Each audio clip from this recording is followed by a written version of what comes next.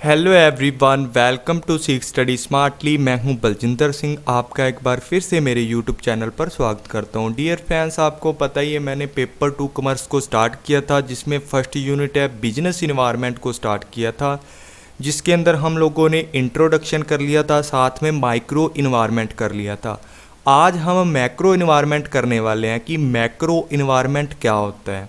तो इसको अच्छे से समझने से पहले डियर फ्रेंड्स, जिन्होंने अभी तक मेरा यूट्यूब चैनल ज्वाइन नहीं किया, जल्दी से जल्दी यूट्यूब चैनल को सब्सक्राइब कर लीजिए, बेल आइकन को दबा लीजिए। और ये है मेरा टेलीग्राम चैनल, जहाँ पर आपको डेली के डेली पेपर 1 के क्विज़ दिए जाते हैं, ताकि आपका पेपर 1 भी बेस्ट बनाया जा सके। तो डियर फ्रेंड्स, दोनों को जल्दी से जल्दी ज्वाइन कर लीजिए, ताकि आपका ज़्यादा से ज़्यादा बेनिफिट हो सके। तो मैक्रो इन्वायरमेंट की जब बात करते हैं तो देख लेते हैं, इसको मैं ज़्यादातर मैं करूं बोलता हूं कि ऐसा इन्वायरमेंट जो खुद ब खुद सारे काम करता है, कंपनी को या बिजनेस को करने की कुछ ज़रूरत नहीं पड़ती, उसको बोलते हैं मैक्रो इन्वायरमेंट। ये एक्सटर्नल इन्वायरमेंट होता है, इसको एक्सटर्नल इन्वायरमेंट भी बोला जाता है, साथ में जनरल इन्वायरमेंट भी इसको क्या किया जाता है, बोला जाता है। ऐसा मैक्रो इन्वायरमेंट ऐसा इन्वायरमेंट होता है जो कंपनी के बिल्कुल भी कंट्रोल में नहीं होता, अनकंट्रोलेबल इन्वायरमेंट भी इसको बोला जाता है। ऐसा इन्वायरमेंट होता है जो कंपनी के बिल्कुल भी कंट्रोल में नहीं होता, और कंपनी के लिए बहुत सारे जो क्या करते हैं चैलेंज और थ्रेट्स लेके आता है कंपनी के लिए, और बहुत सारे अवसर भी लेके आता है कंपनियों के लिए, नए नए अपॉर्चुनिटीज़ लेके आता है। और कंपनी की जो ग्रोथ होती है ना, कंपनी जो सरवाइव कर रही होती है, लॉन्ग टाइम तक सरवाइव करेगी या नहीं करेगी, कितनी ग्रोथ कर रही है कंपनी, वो सारी चीज़ें किसके ऊपर डिपेंड होती हैं, मैक्रो इन्वायरमेंट के ऊपर डिपेंड होती हैं। मैक्रो इन्वायरमेंट में बहुत सारे एलिमेंट इंक्लूड किए जाते हैं, जैसे कि economic environment, political, social culture, technological, natural environment, international environment भी इसके अंदर इंक्लूड किया जाता है, डेमोग्राफिकल इन्वायरमेंट भी इसके अंदर इंक्लूड किया जाता है। ये सारे के सारे इन्वायरमेंट इसके अंदर क्या किए जाते हैं, इंक्लूड किए जाते हैं। इन सब को मिला के क्या बनता है, मैक्रो इन्वायरमेंट, जो कि कंपनी के बिल्कुल भी बिजनेस के बिल्कुल भी कंट्रोल में नहीं होता। और ये सारे इन्वायरमेंट मिलकर कंपनी के लिए चैलेंज लेके आते हैं, और कंपनी के लिए नई नई अपॉर्चुनिटीज़ भी लेके आते हैं।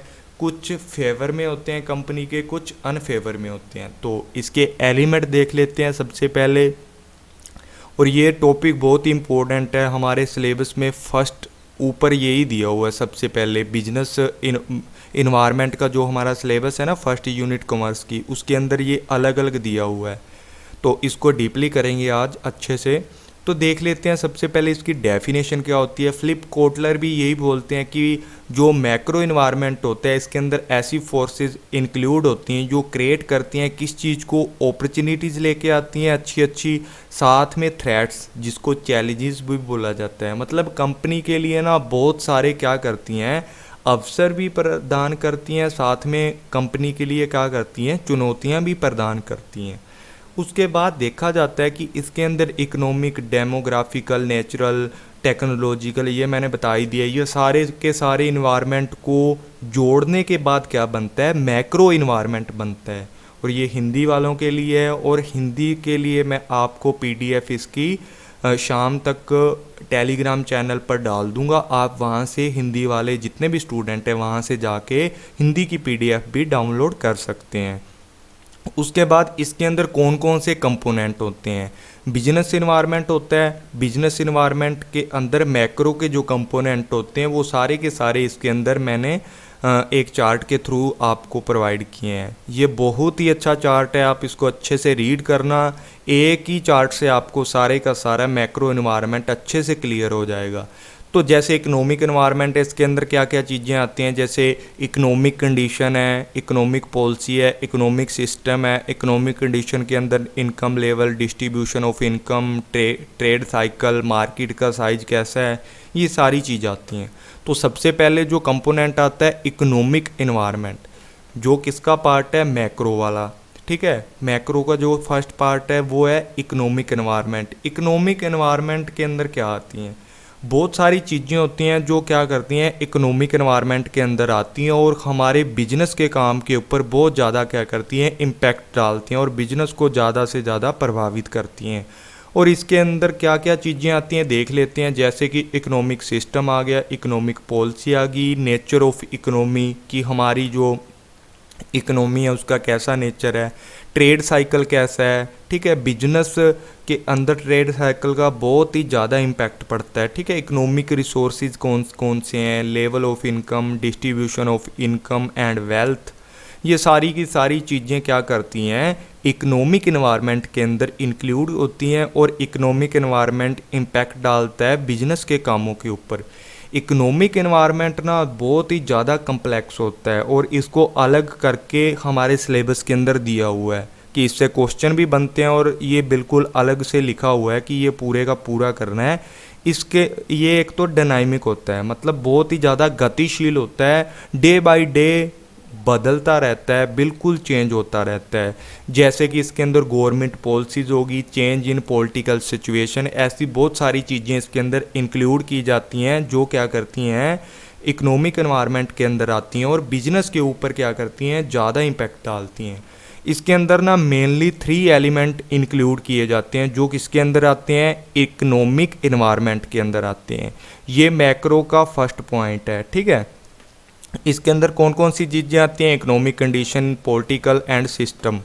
Economic condition, economic policies, economic system, ये तीन की तीन चीज़ें इकोनॉमिक एनवायरनमेंट में इंक्लूड होती हैं। उसके बाद देखते हैं सबसे पहला पॉइंट आता है इसका इकोनॉमिक एनवायरनमेंट का, इकोनॉमिक कंडीशन। इकोनॉमिक कंडीशन क्या इम्पैक्ट करती है हमारे बिजनेस के ऊपर, किस तरीके से इम्पैक्ट करती है।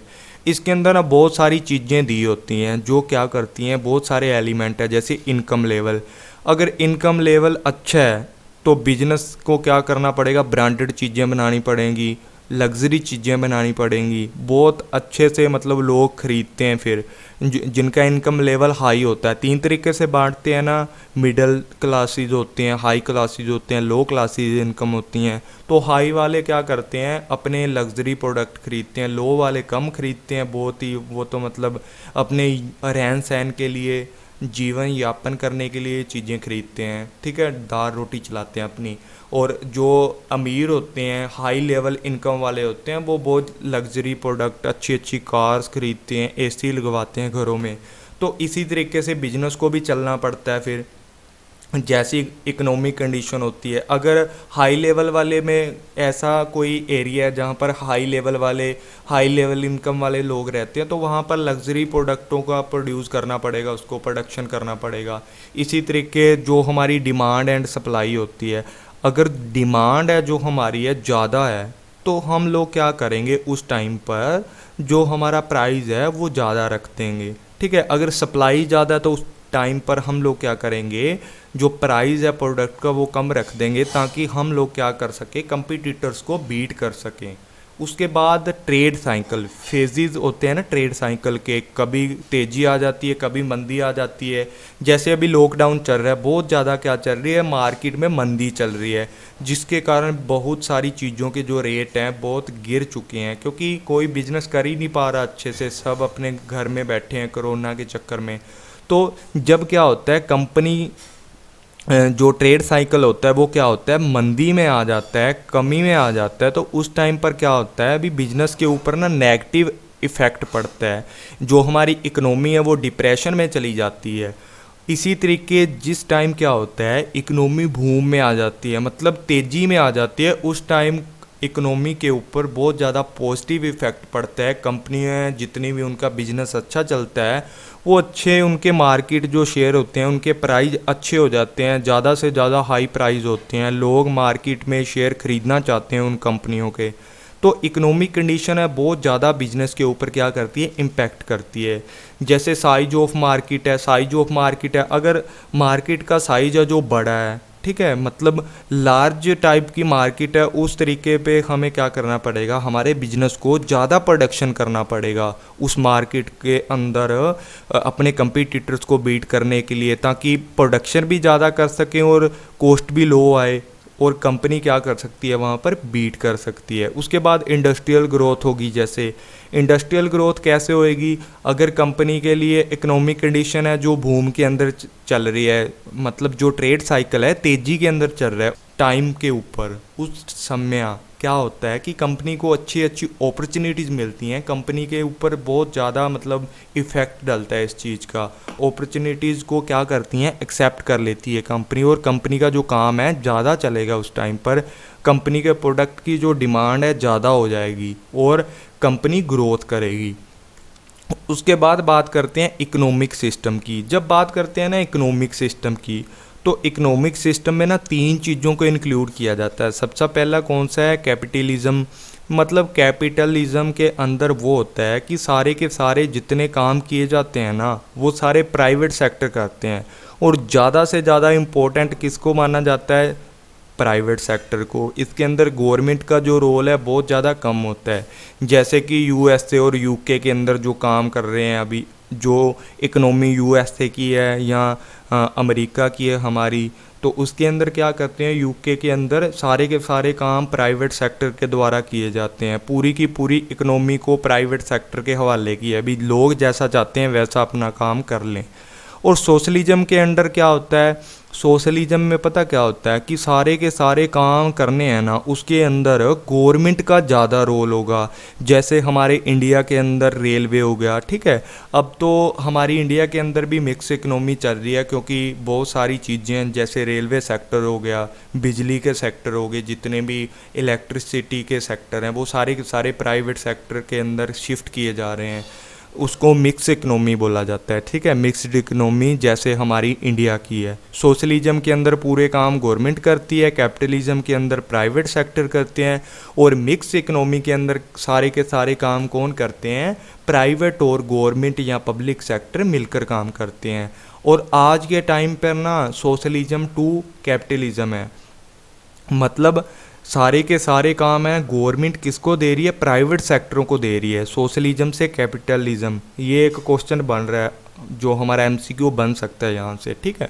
उसके बाद बात करते हैं इकोनॉमिक पॉलिसीज़ की। जब बात करते हैं इकोनॉमिक पॉलिसी की तो बहुत सारी क्या करती हैं इकोनॉमिक पॉलिसी, कि जितने भी हमारी गवर्नमेंट और बिजनेस है ना, गवर्नमेंट और बिजनेस के बीच में जो लिंक है, रिलेशनशिप बनाने के लिए काम करती हैं इकोनॉमिक पॉलिसीज़। तो जो पॉलिसीज़ हैं वो गवर्नमेंट बनाती हैं और बिजनेस उसको फॉलो करता है। तो जितने भी बिजनेस होते हैं, किसी के लिए वो पॉलिसी फेवरेबल हो सकती है, किसी के लिए अनफेवरेबल हो सकती है, किसी की फेवर में काम करती है पॉलिसी, किसी के अनफेवर में काम करती है। और गवर्नमेंट और बिजनेस के बीच का क्या करती हैं, रिलेशनशिप बनाया जाता है।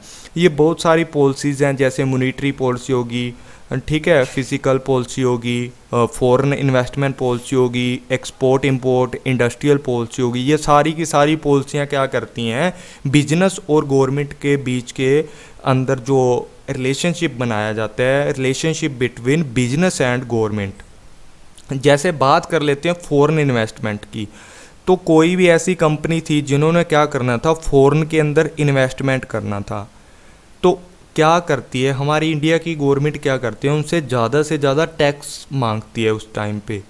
जहाँ अगर कोई भी एक्सपोर्ट इंपोर्ट करती है कंपनी, जैसे मान लो कोई भी कंपनी है या कोई भी बिजनेस है एक्सपोर्ट इंपोर्ट करता है, तो जो कंपनी एक्सपोर्ट करेगी तो हमारी गवर्नमेंट उसको क्या करेगी, ज़्यादा से ज़्यादा इंसेंटिव देगी, उसको प्रमोट करेगी।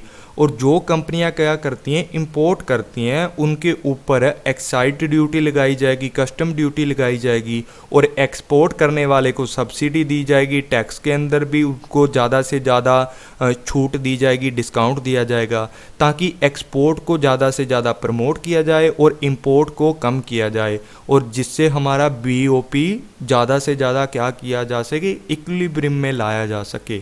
इसी तरीके बहुत सारी जो पॉलिसियाँ, जैसे मॉनेटरी पॉलिसी है, अगर एक्सपोर्ट करने के लिए आपको क्या चाहिए, पैसे चाहिए, तो आपको बहुत ही कम रेट ऑफ इंटरेस्ट पर मिल जाएंगे। अगर इंपोर्ट के लिए चाहें तो आपको ज़्यादा से ज़्यादा टैक्स पे करना पड़ेगा, टैक्स रेट ज़्यादा देनी पड़ेगी, इंटरेस्ट रेट ज़्यादा देनी पड़ेगी।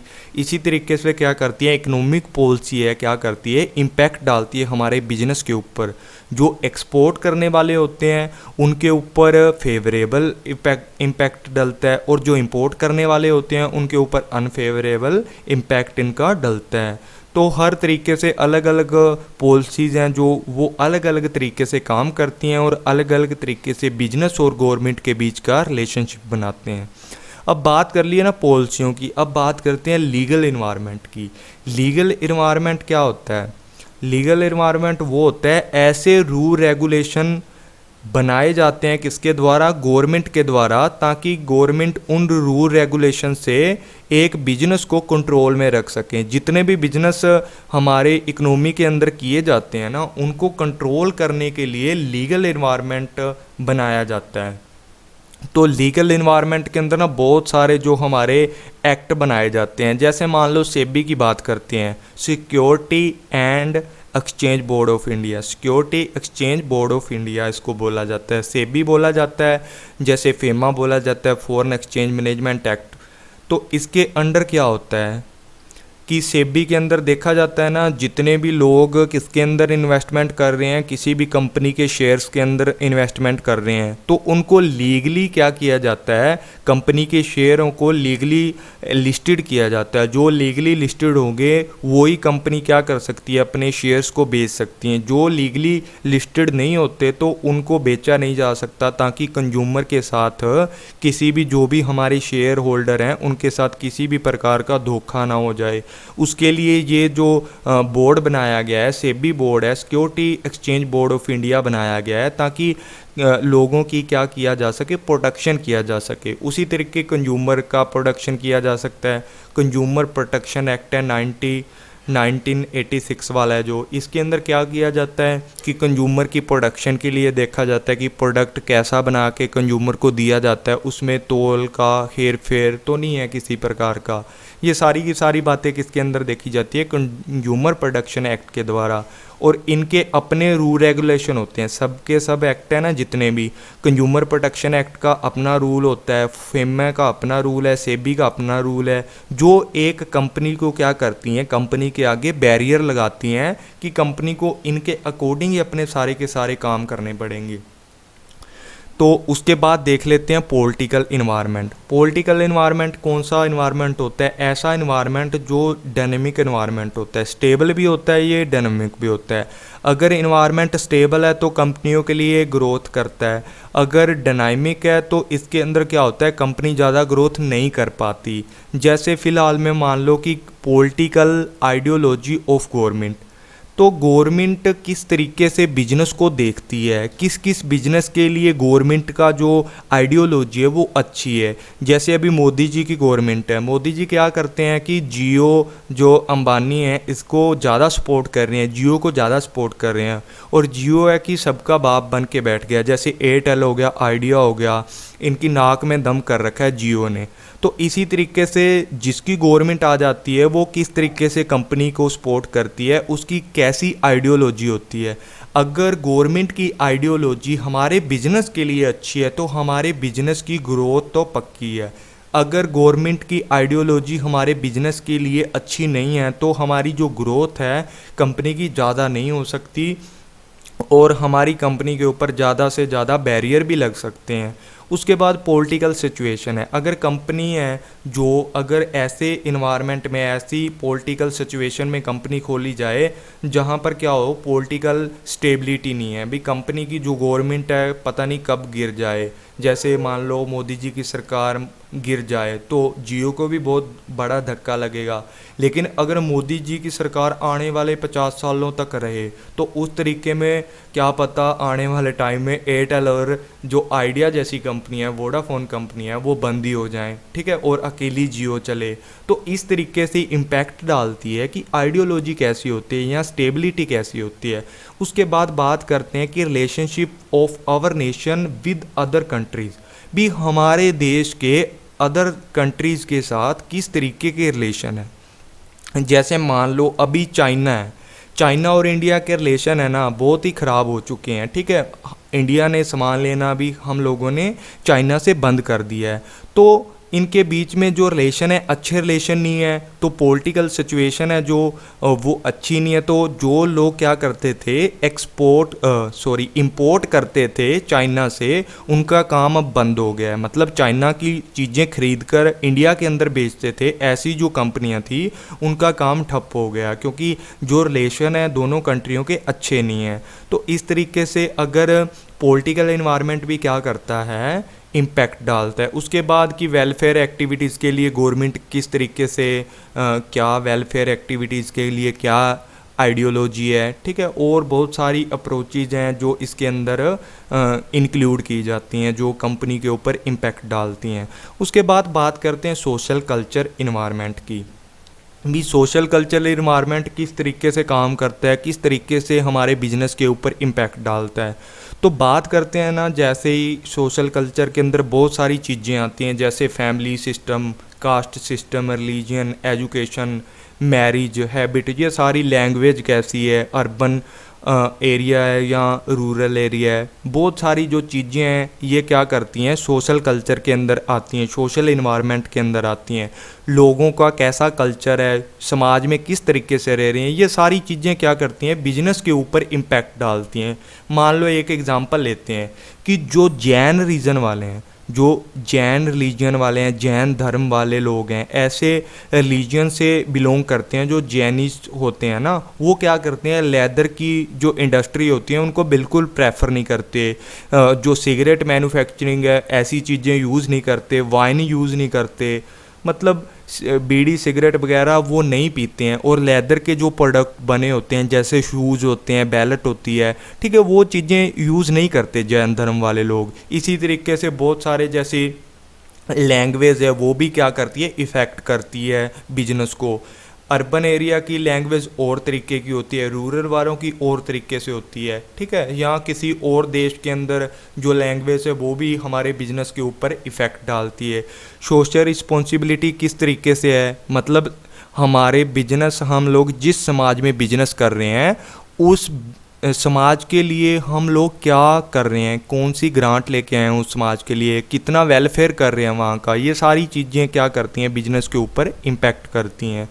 उसके बाद बात करते हैं टेक्नोलॉजिकल इन्वायरमेंट की। टेक्नोलॉजिकल इन्वायरमेंट पता क्या होता है, बहुत ही ज़्यादा आजकल क्या होता है बदलता रहता है। मतलब ऐसा इन्वायरमेंट होता है जो टाइम टू टाइम बहुत जल्दी बदल जाता है। जैसे पहले हम मान लो फ़ोन की बात करते हैं, कोई भी प्रोडक्ट है, पहले फ़ोन आते थे नोकिया के, ठीक है। नोकिया वाले क्या करे कि सैमसंग और नोकिया के फ़ोन आते थे, मान लो ये दो फ़ोन आए, एक सैमसंग का है एक नोकिया का है। तो नोकिया वालों ने क्या चूज़ किया था, विंडो चूज़ किया था, और सैमसंग वालों ने क्या चूज़ किया था, एंड्रॉयड वर्जन चूज़ किया था। तो अभी क्या है कि विंडो को बिल्कुल भी पसंद नहीं किया, विंडो फ़ोन्स को बिल्कुल पसंद नहीं किया गया। तो नोकिया क्या थी, टेक्नोलॉजी को नहीं लेके आ पाई, और सैमसंग वाले लेके आए, और सैमसंग वालों के आज 50-50 हज़ार के फ़ोन आए पड़े हैं अच्छे वाले। और नोकिया ने अब एंड्रॉयड वर्जन में लाना स्टार्ट कर दिया है, लेकिन अब जो सैमसंग वाले हैं उनके जो एंड्रॉयड वर्जन है वो बहुत आगे निकल चुके हैं। इस तरीके से भी टेक्नोलॉजी इन्वायरमेंट है ना वो इफ़ेक्ट डालती है।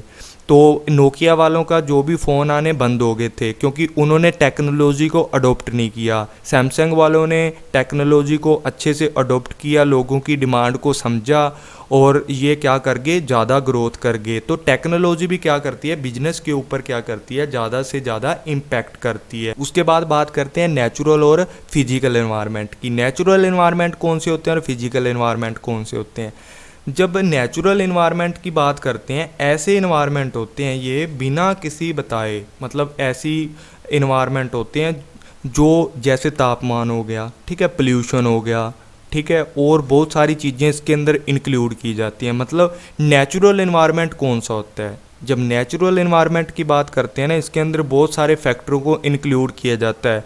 जैसे मौसम हो गया, ठीक है, हमारा कैसा मौसम है, जलवायु की स्थिति कैसी है, टोपोग्राफिकल कैसा है हमारा, ठीक है, पोल्यूशन लेवल कैसा है, क्लाइमेट कंडीशन कैसी है, ये सारी की सारी वेदर देखा जाता है इसके अंदर।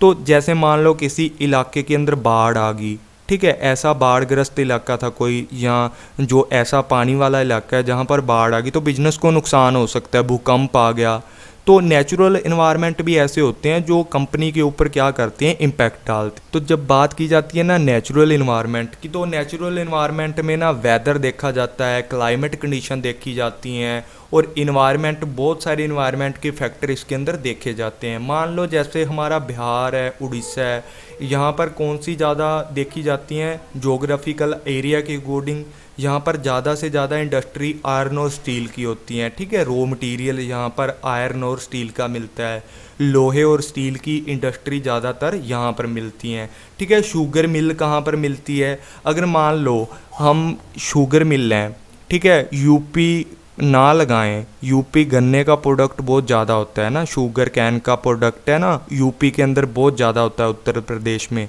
अगर उसी चीज़ को हम लोग ना कहाँ लगा दें जाके, जम्मू कश्मीर में लगा दें जाके, वहाँ पर तो गन्ना होगा ही नहीं, इतना गन्ना हो तो जाएगा लेकिन बल्क में नहीं होगा।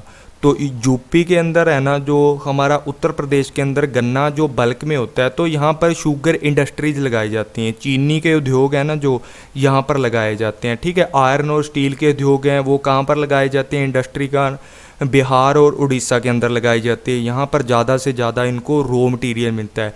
इसी तरीके बात करते हैं ना वेदर और क्लाइमेट फैक्टर की, जहाँ पर बहुत ज़्यादा गर्मी है ना, वहाँ पर हम लोग इंडस्ट्री लगाते हैं कूलर की, एयर कंडीशनर्स की, एसी वगैरह की, वहाँ हम लोग क्या करते हैं, ज़्यादा से ज़्यादा इंडस्ट्री लगाते हैं।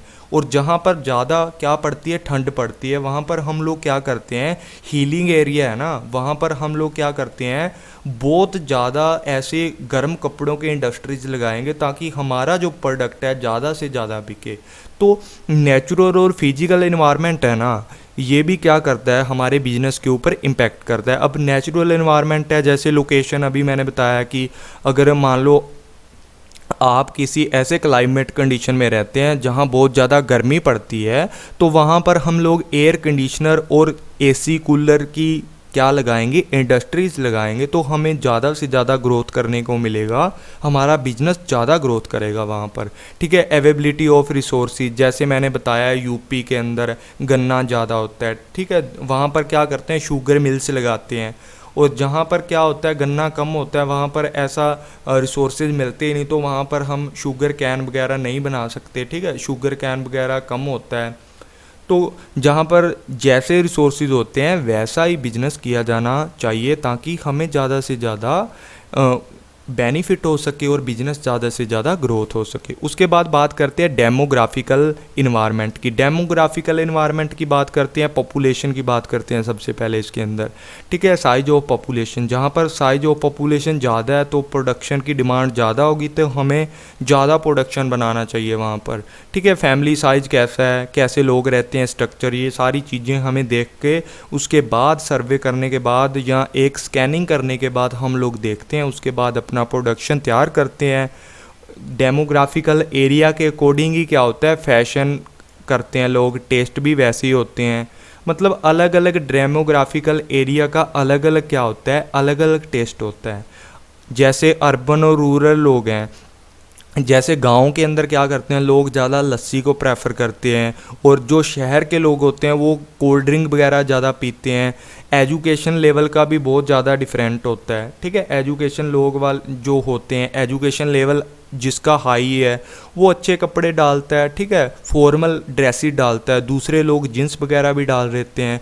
तो इसी तरीके से बिजनेस के ऊपर भी इफ़ेक्ट पड़ता है। बिजनेस को अच्छे से डेमोग्राफिकल इन्वायरमेंट को समझने के बाद ही क्या करना चाहिए, अपने प्रोडक्ट को बनाना चाहिए। उसके बाद बात करते हैं इंटरनेशनल लेवल की। इंटरनेशनल लेवल की जब बात करते हैं तो इसके अंदर बहुत सारे फैक्टर इंक्लूड किए जाते हैं, जैसे ग्लोबलाइजेशन है। इसके अंदर क्या है, एक्सपोर्ट और इंपोर्ट को बिल्कुल ही फ्री कर दिया गया है ग्लोबलाइजेशन में, मतलब कोई भी कंट्री किसी के साथ फ्रीली क्या कर सकती है, फ्रीडम तरीके से क्या कर सकती है, एक्सपोर्ट इंपोर्ट कर सकती है। जब कंडीशन क्या हो, ग्लोबलाइजेशन की कंडीशन है तो लिबरलाइजेशन की कंडीशन है, इसके अंदर ज़्यादा से ज़्यादा हम लोग क्या कर सकते हैं, इंपोर्ट एक्सपोर्ट कर सकते हैं। उसके बाद क्या करते हैं, कल्चर एक्सचेंज। तो इंटरनेशनल लेवल की जब बात करते हैं ना, तो हमें दूसरे देशों के लोगों का कल्चर पता होना चाहिए। ठीक है, दूसरे लोग किस तरीके से यहाँ आके क्या क्या चीज़ें करते हैं। ठीक है, उसके अकॉर्डिंग ही उनकी लैंग्वेज क्या है। तो प्रोडक्ट है, मान लो हम लोगों ने फ़ोन बना दिया, ठीक है, उसके अंदर चाइनीज़ लैंग्वेज डाली नहीं। हमें मान लो कोई फ़ोन बना दिया, चाइना में बेचना था, लेकिन उसके अंदर ना चाइनीज़ लैंग्वेज डाली ही नहीं, तो वो कैसे यूज़ कर पाएंगे। तो इस तरीके से बहुत सारी चीज़ें ध्यान में रखनी पड़ती हैं। इंटरनेशनल लेवल के ऊपर कैसी कैसी जो एग्रीमेंट है, डिक्लेरेशन कैसी कैसी हैं, वो सारे एग्रीमेंटों को फॉलो करने के बाद ही क्या करना पड़ता है, एक बिजनेस को दूसरे देश के साथ एक्सपोर्ट इंपोर्ट करना पड़ता है। अगर वो एग्रीमेंट नहीं करता और रूल रेगुलेशन एक्टों को फॉलो नहीं करता, तो उसके ऊपर पेनल्टीज भी लग जाती हैं उस बिज़नेस के ऊपर, और बिज़नेस को बंद भी कर दिया जाता है। तो डियर फ्रेंड्स, आज के लिए इतना ही था। आई होप कि आपको अच्छे से समझ आ गया होगा। थैंक यू ऑल फ्रेंड्स, मिलते हैं अगली वीडियो में।